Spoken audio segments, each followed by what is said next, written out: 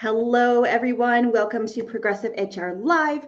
I'm your host, Corrine Wooden-Hollebeck, and I'm here today with my guest, Megan Bickle, who is the People and Culture Manager at Western Digital. And we're going to be talking about HR in the Metaverse today. So this is one of my absolute favorite topics.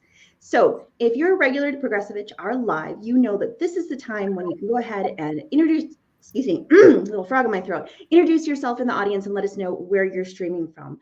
As well, let us know, what is your experience with Metaverse right now? Have you worked in the Metaverse? Are you interested in the Metaverse? Have you played around with Roblox and maybe some AR and VR? Have you created an avatar? Let us know. And we're going to start our conversation now with my first question for Megan. But actually, before I do that, I want to let everybody know that Progressive HR has a new content manager that is Sarah Marie Abernathy, and she is going to be joining us in the comments to drop some links for me, as well to have some kind of offline communications with our audience. So Megan, let's get started. All right, so let me know, Megan, what technologies encompass the Metaverse? I think this is a great place to start.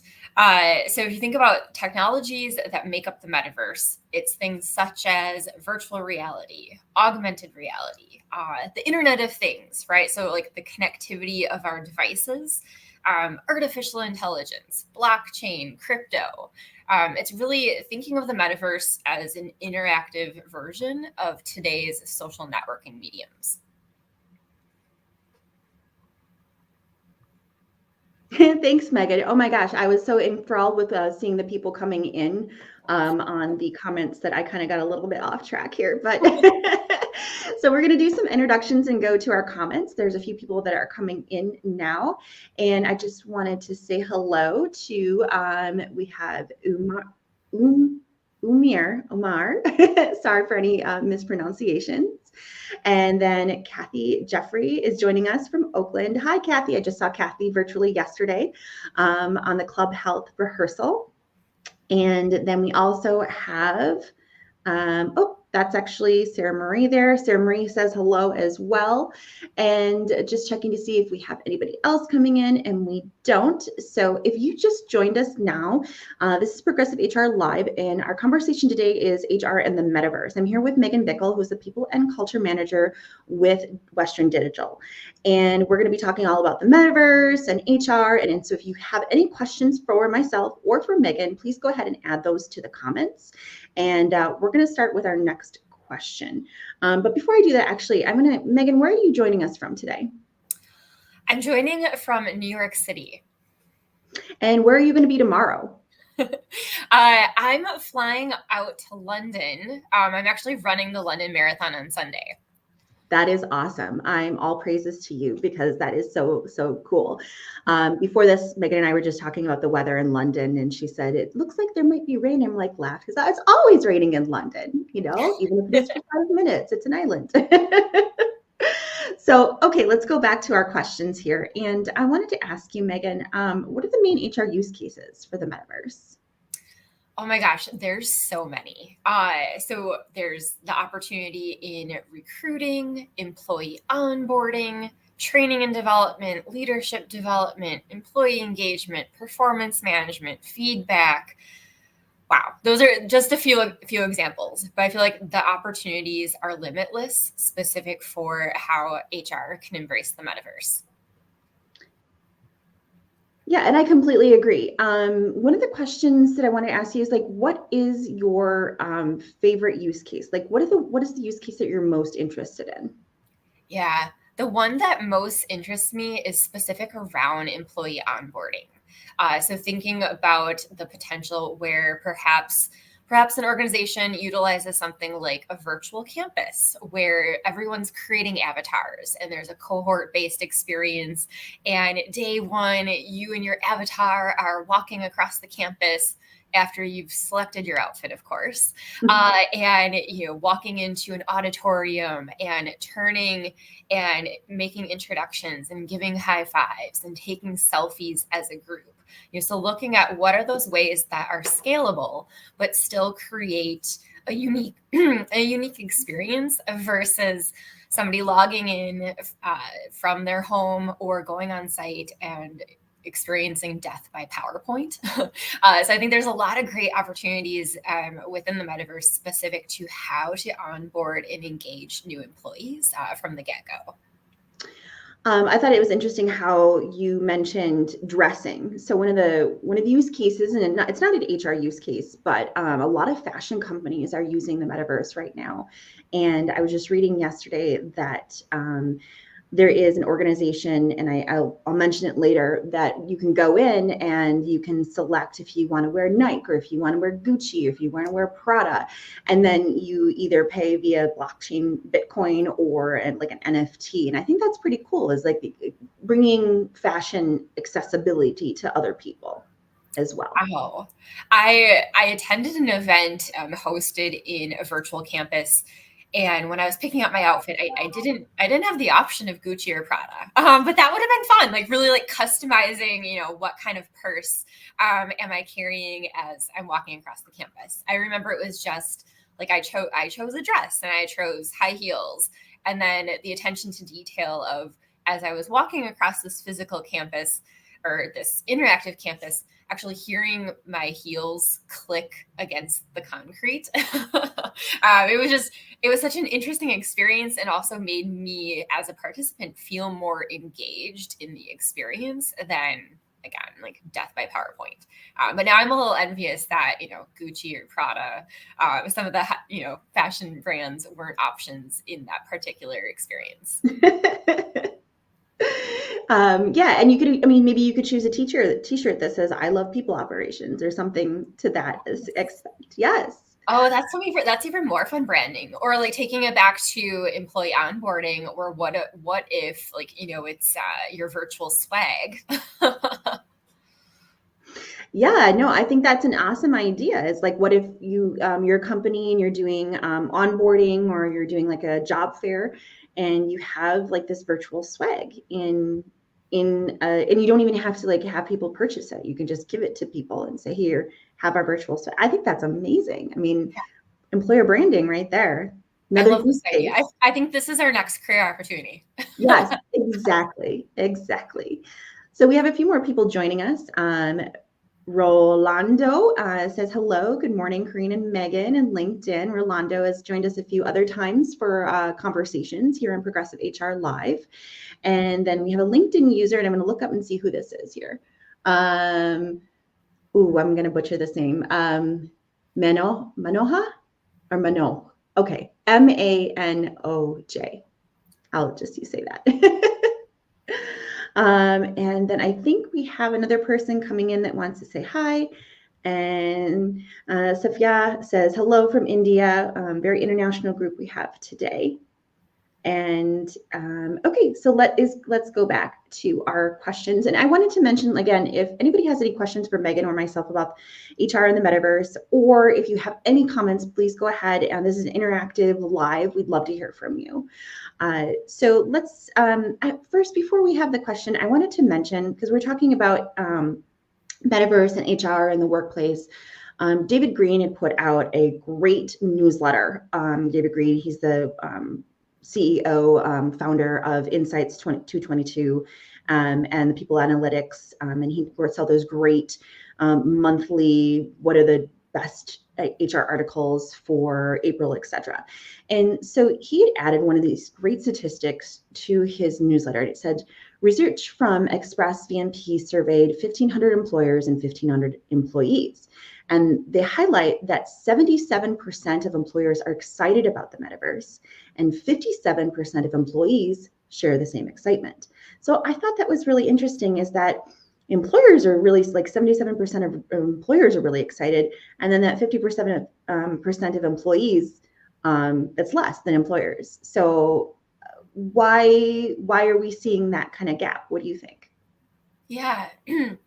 It's interesting. Like I would have almost hypothesized the opposite, that employees would be excited, but the employers were more hesitant. Maybe it's just lack of understanding of, this new thing that it's not understanding exactly what it is or how to use it or the benefits. And so maybe it's fear-based, or it feels too far off in the future. So maybe there's that balance of it sounds really amazing, but not really sure how it would fit in our organization or how we would work with it. Yeah, that's an interesting one. But glad to hear that employers are excited and interested. Yeah, I know, like I look at my kids and they go into the metaverse every single day on Roblox. And we're saying that generation is going to be, they are digital natives, just like Gen Z is digital natives. And so we think about like if we're going to be attracting this employee group, that I think we, as employers might want to get on board a little bit more. I remember, so I spent a couple of years working in the video game industry. And I remember when, virtual reality headsets first came out. In fact, I had to do some demo testing at work for some VR headsets. Not something that I ever thought I would be doing in my role. But I remember just thinking like, wow, what a great way when like the technology and the programs catch up of how could you use like VR headsets, for example, for like feedback conversations, like thinking of like crucial conversations, right? Rather than sitting in a workshop and hoping that we've got the psychological safety to turn to one another and practice giving some critical feedback, the use of like a VR headset, like a simulation based experiences, how that creates the psychological safety. It also allows somebody to have that immersive real life experience versus, when you're reading off of a script.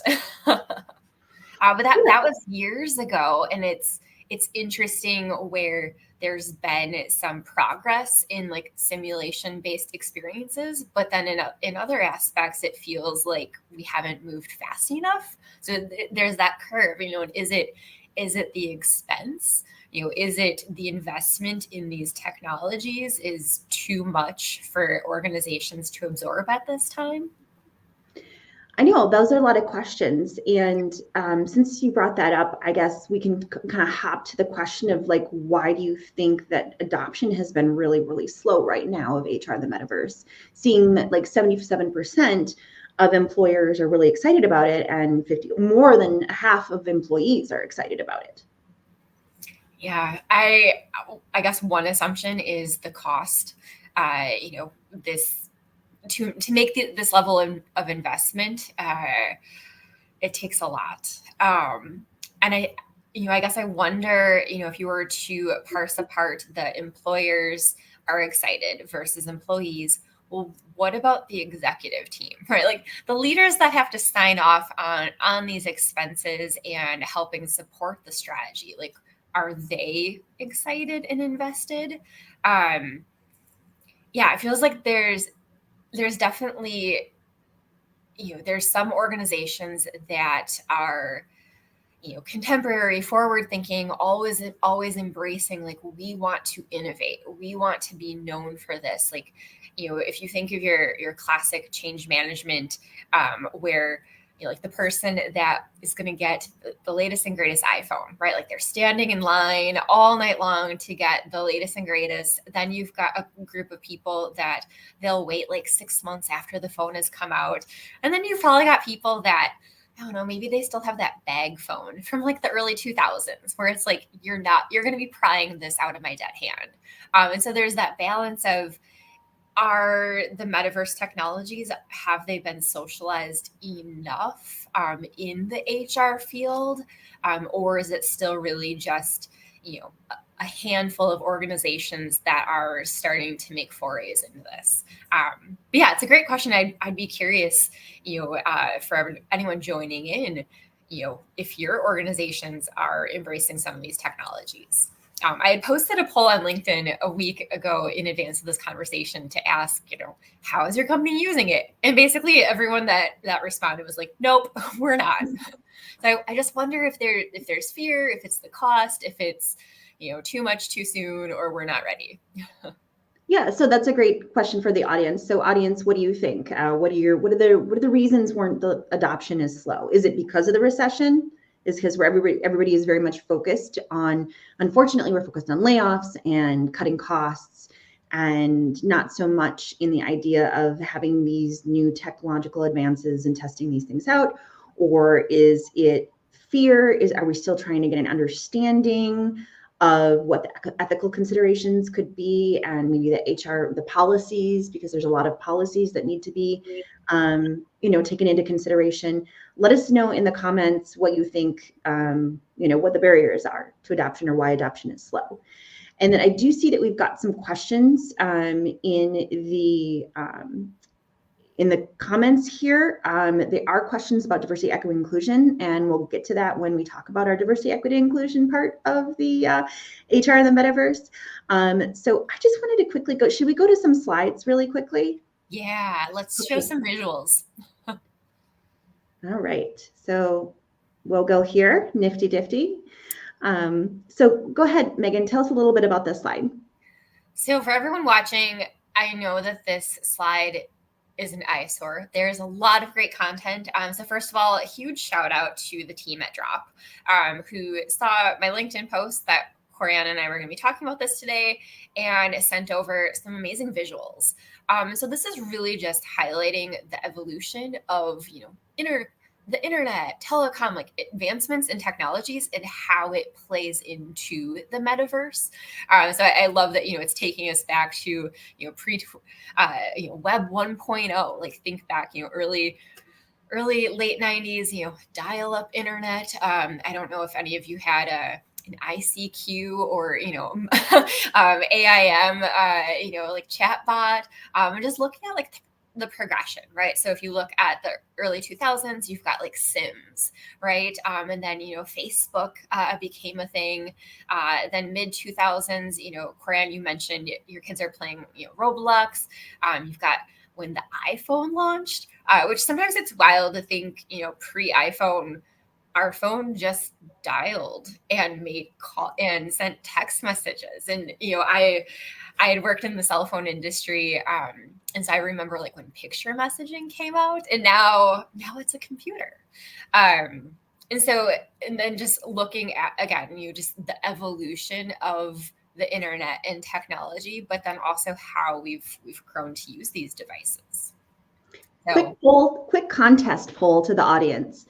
So what is the date? What's the year that the metaverse was actually coined? Was it 1991? Was it 1992? Was it 1993? Or was it 1994? Go ahead and put your answers in the comments and we'll see who the winner is. There's no prize, just a shout, basically. Bragging rights. Bragging rights, exactly. Before we move on to the next slide, I wanted to quickly go back to the poll that we had asked the audiences, what are the barriers, or why is adoption slow? And Daniel Bolus, who's a CEO of Club Health, said distributing metaverse technology can be difficult and expensive. Yes, that's definitely one. And then, oops, I got the wrong one here. I want to agree. Kathy Jeffrey, who is the Chief People Officer with Element Science, she said macro environment resulting in budgets to be cut. We're a startup, so we need basics first, like data analytics, ATS, HRIS. Agreed. And then I wanted to go, let's see here, to our, unfortunately, nobody's got it right yet. So it was 1992, and it was coined as part of, I forgot the name of the gentleman, but they coined it, the metaverse, as part of a book called Snow Crash. That is an amazing fun fact. Trivia. And then just a quick comment from Attila. Thank you. Hello, all. Great to review the potential of a metaverse in HR. Thank you. Appreciate it. All right. So I think we're all winners. Even though we got it all right. 1992, we're all winners. All right, let's move on with the slides. So here's another visual that just kind of highlights, the metaverse in businesses. And then it's looking at it through different layers. And so this is where I thought was really fun. If you look at number 7, like the virtual office, and then from left to right, saying, training, R&D, social gaming, live events, esports, and then also on the right, just giving examples of the companies that are doing this. And so just a different way of thinking of, how the metaverse technologies and where it's showing up. I'll be honest, a lot of this I was like, wow, I hadn't even considered. And number 2 in the orangey yellow is talking about wearables, right?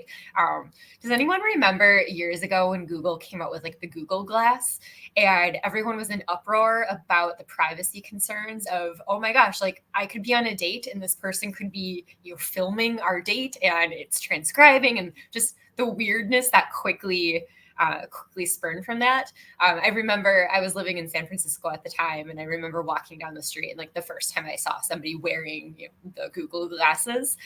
Funny how here this device came out, it caused an uproar, never to be heard of again. No, but I heard about that. I'd have never heard about that Google Glasses issue, but I did. I was on this not panel, but I was on this webinar live stream actually with Christopher Lind, and we were talking about L&D and like the metaverse and the L&D, and somebody was demonstrating the Oculus goggles, and they were saying how they were wonderful and everything, but my gosh, like after like 20 minutes, their neck hurt and their back hurt and like their hands were like sweating from the gloves, and they just thought it was a completely, not logical to have somebody wear this while they're training, because they're not going to be paying attention to what they're doing because their neck and their back is going to hurt. So that's amazing feedback, and that really highlights the user experience of design testing. Exactly.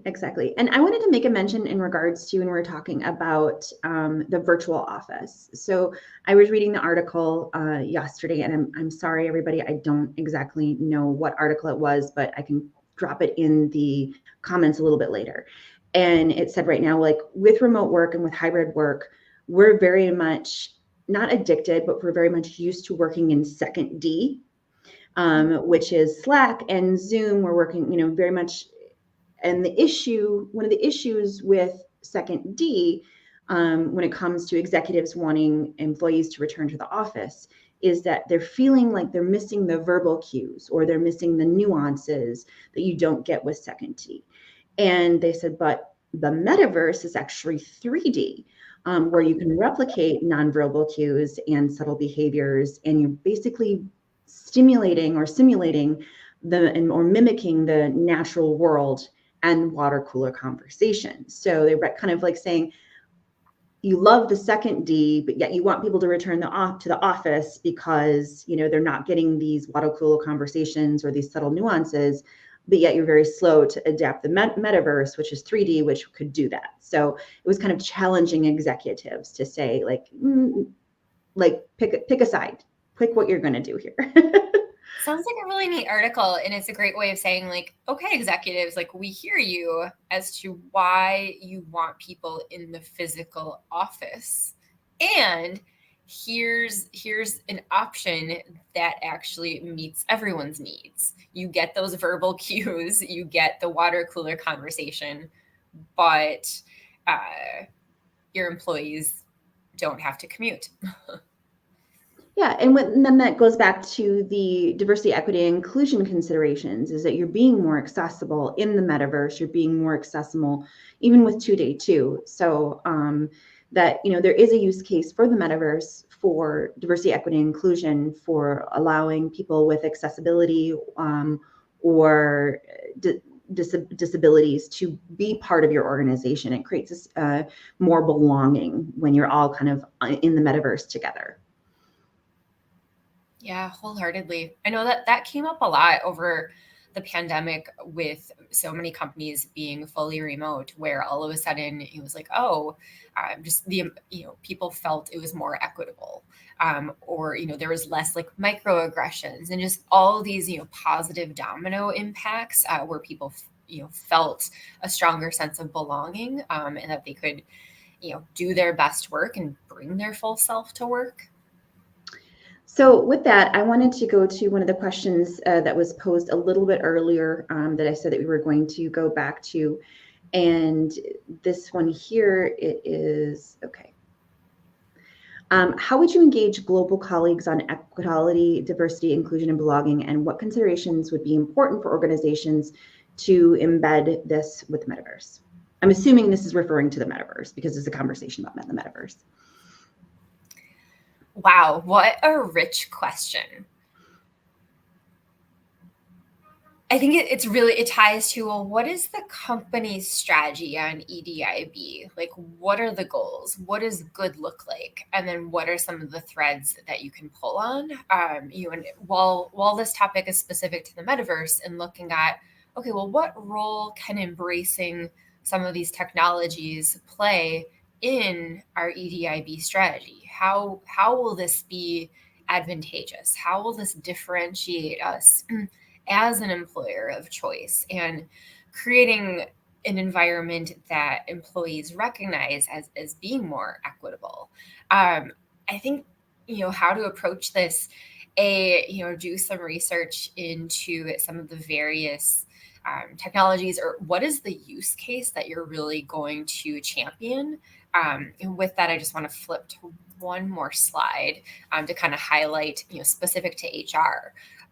So if you use this as a lens, is employee engagement going to be the play that you make through the lens of EDIB, and then using that, to orient your colleagues around examples in the technology, and also just finding opportunities to pilot and test and get people to have hands-on experience to kind of present, hey, if we go down this path, here's how this will positively play into our strategy. Here's some of the potential outcomes. Here's how this can help if we're trying to make, the Great Places to Work survey, or, all the surveys or the rankings that are specific to equitable and diverse organizations.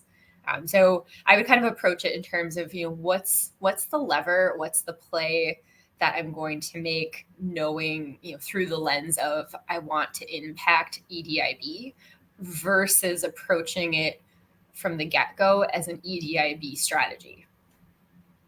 Yeah, I think that's really important to consider. And I think all of the HR functions that we're kind of highlighting here on the slide can also be inclusive of diversity, equity, inclusion strategies. So again, when we talked about that, the metaverse is a place for people to feel more comfortable, as well as it is accessible for those employees that cannot get to the office, or that wouldn't have, because not all offices are created for accessibility. We did, I think it was Trish Pena who put out, or is going to be putting out, a post about how only 3% of the websites that we have on the internet are accessible. Wow. Only 3%, yes. I can't even fathom how many websites exist. So 3%, that's awful.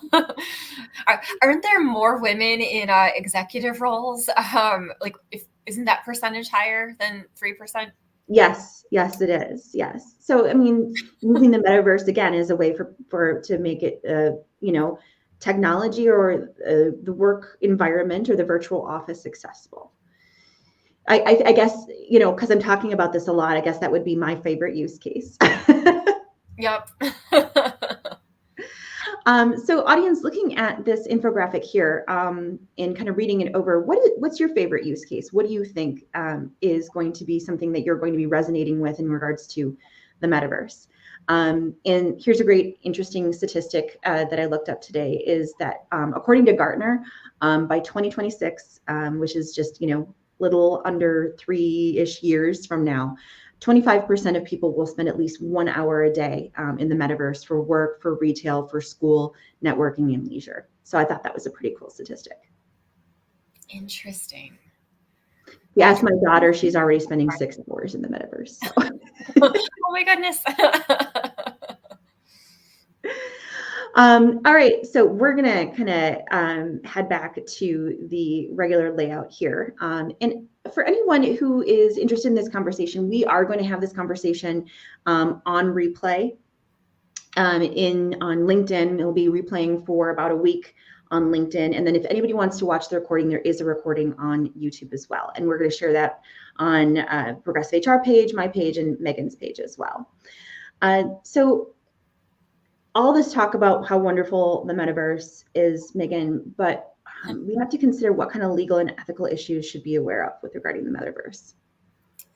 Yeah, kind of, going back to my example with like the Google Glass, in terms of often what happens with these newer technologies is we embrace the technologies without the legal and ethical considerations all mapped out. And so it's only when things go wrong or haywire, then all of a sudden, are the guidelines put in place. My rule of thumb, like using like people data or anything, is like, don't be creepy. So using the information, using the access, using the data, the technology for good, but recognizing, there's going to be a use case. And I think David Green is definitely one to follow, as a thought leader who spends a lot of time also kind of surfacing the potential legal and ethical implications, not just in data. I would also say, if you're an organization and you're trying to embrace the metaverse, like, go befriend your head of legal, in terms of, hey, let's start syncing up on this now, like, so we are fully prepared and equipped and have the knowledge, like, and kind of almost approach it like when something arises. It's not necessarily an if, it's going to be a when, and just paying attention to some of the thought leadership, staying abreast of case studies, but then really partnering with those in your organization that have, like, the legal muscle in terms of what else should we be considering, what like data governance adjustments do we need to make in terms of our policies, like how is the data used, who has access to the insights, all that fun stuff. And then, for HR in regards to zero tolerance and legal too, like it's because the metaverse is so like reality, because we are all avatars. I think whatever considerations you have to make, with anyone at work.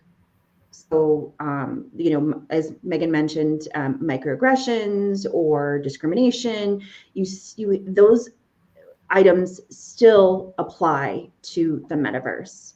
Just because it's like the metaverse and the avatars and it's, maybe it's virtual reality, it is still reality. And those legal considerations and those policies still have to be translated into the metaverse. So I think it's an important item to be aware, is just your regular reality or regular in office policies may not work in the metaverse, but you can definitely translate them to the metaverse.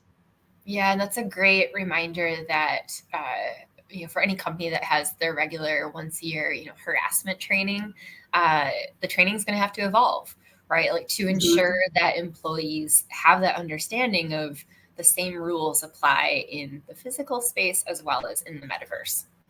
Exactly. So we have a lot of comments coming in, so I'm just going to quickly go to the comments here. Let's see here. I wanted to catch up here. So Attila said, gamifications and training is a great area to further explore. Yes, exactly. And then Kathy had a question. She said, I'm curious about how we can use the metaverse for crowdsourcing feedback and performance appraisals. I had that exact same question, Kathy, when we were looking at, I wanted to add that to the stream, not remove it. When we were looking at this slide, so performance appraisals, rewards, and compensation. So I think, and this is my interpretation because I haven't heard a lot about performance appraisals and rewards in regards to the metaverse, but I think it'd be somewhere like a 360-degree feedback review, but in the metaverse. Megan, what do you think on this? I haven't done much research on it. Yeah, great question. I'll definitely do some research this afternoon. I was also thinking of like the use of like chatbots, of how that could be leveraged with performance appraisal. And it's slightly outside of the metaverse, but also where is ChatGPT playing a role in some of performance appraisal feedback. But yeah, my first inclination was around like, how can chatbots play a role in this? like the automation, right? Of something popping up saying like, great job on, the email that you sent, your tone was exactly spot on. So just looking at like where AI technology can play a role. No, I think that's a great thought. And I think, can you ask your friends at Drop to see what they have in regards for information for Kathy? I think that'd be great. And talking about organizations that are working within the metaverse, I wanted to ask you, what organizations do you know that are either experimenting with HR in the metaverse or are startups that are creating solutions for HR in the metaverse? Yeah. So I think everyone knows that Meta, formerly Facebook, Mark Zuckerberg, famously made the play of, everyone be wearing virtual reality headsets in a year. So they're definitely making huge investments in the metaverse. Microsoft, I feel like everything that comes up that's innovative as it relates to the people experience, Microsoft has a hand in. So they've got their future work labs where they're always dabbling in creating like technologies in terms of how to interact with people. Epic Games. So going back to the comment around the gamification. So no surprise that a video game company would be dabbling in this area. And then Unity Technologies was another company that came up when I was just researching to see who's using this. Hopefully, Corianne, if we do this again in a year, hopefully there's a longer list of companies that we can, spout off that are leveraging this, and more people will be saying like, yes, like we're starting to make some forays in experimentation around the metaverse. But it still feels like the adoption rate is small. It's this balance of there's so many great use cases and just seeing it in pockets. I think eBay's been using like chatbots as part of their recruiting experience, where if you're a candidate going through an interview process, you'll get an automated message from a persona wishing you good luck and like sending you like all of this content. So great examples of where technology can play a role versus humans and automation. In a few companies that I've researched, Daniel Callahan of Veermark. Veermark is just had some interesting items that came up on the media in regards to their recruiting with blockchain and blockchain IDs and digital IDs for credentials for recruiting. They do background checks and they do referencing, which is really cool. And then Tailspin, which is immersive learning. And I believe that SAP is going to be working with Tailspin to kind of integrate that immersive learning into something regarding SAP. And I can't quite remember the article. And then the last one I wanted to mention was, Betterverse. So Betterverse uses the Metaverse for charity. So you can buy a charity. You can buy a tree for Arbor Day, or you can buy with digital tokens, I believe. And I can see where that would kind of tie in with the benefits section of the human resources, where we do talk about having employees contribute to charities, and we can see how Metaverse could help that, the HR and the Metaverse with that. And then the last one is All Seated, and that's for virtual events. So very cool. Yeah. So we have about 5 minutes left, and before we kind of like go through last questions, I wanted to talk a little bit about what's upcoming for Progressive HR Live. So first of all, what is the best way to connect with you, Megan?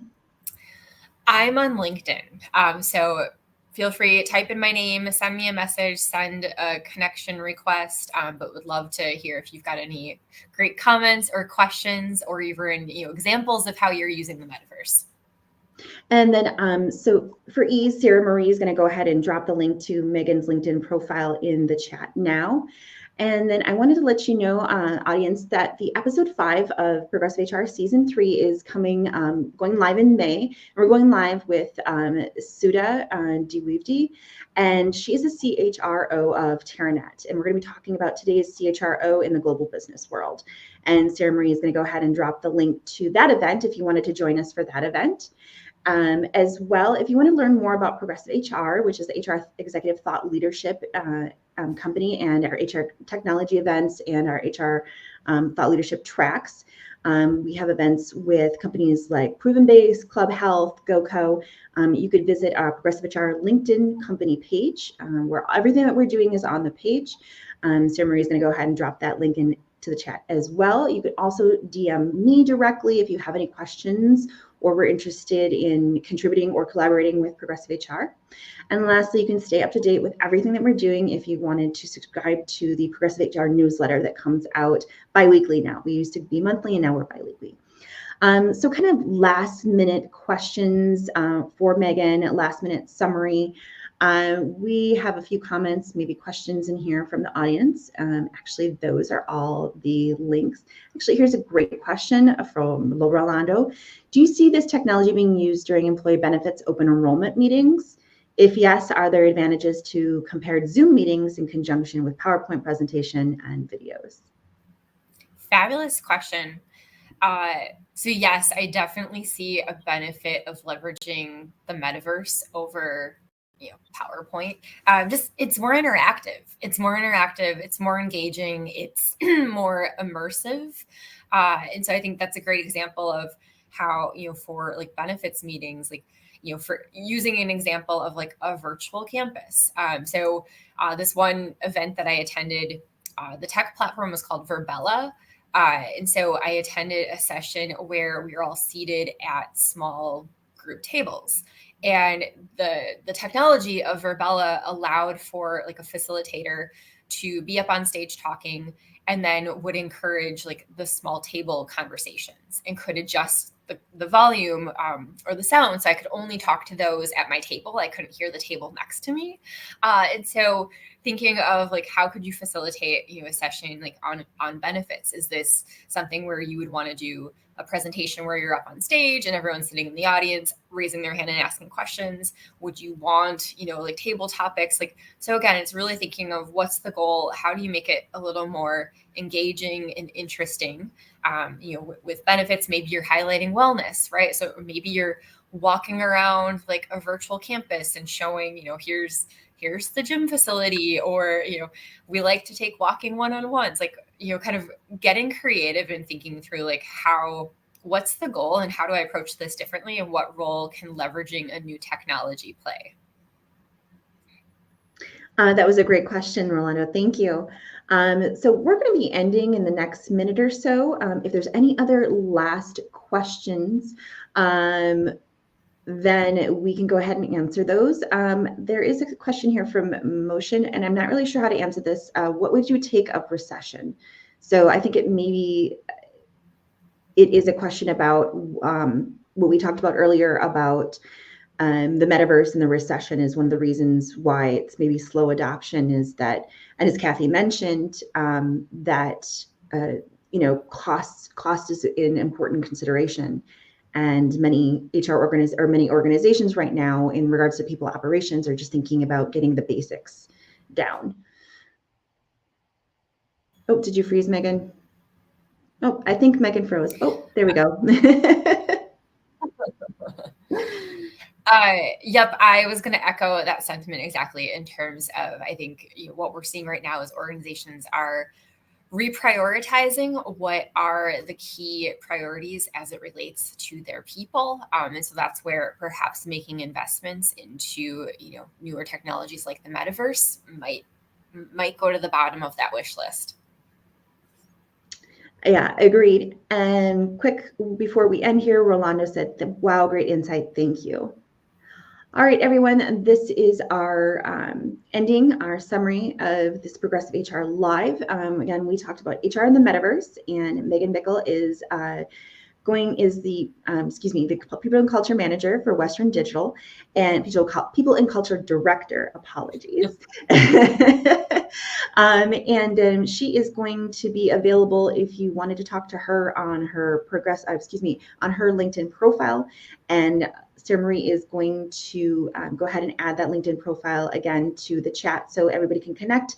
And so I wanted to say thank you very much, Megan, for joining me today on Progressive HR Live. Much appreciated, and especially right before you head over to London for the London Marathon. Thanks for the opportunity. This has been a really fun and engaging conversation. It is one of my favorite subjects. And I have to say is that I would say I'm not an expert, but it's something that I'm very passionate and interested about. Likewise. All right, everybody. Thank you, audience, for joining us today for Progressive HR Live. We know that you are very busy, so spending time with us today is greatly appreciated. Have a wonderful rest of your Tuesday, everyone, and have a great rest of your week.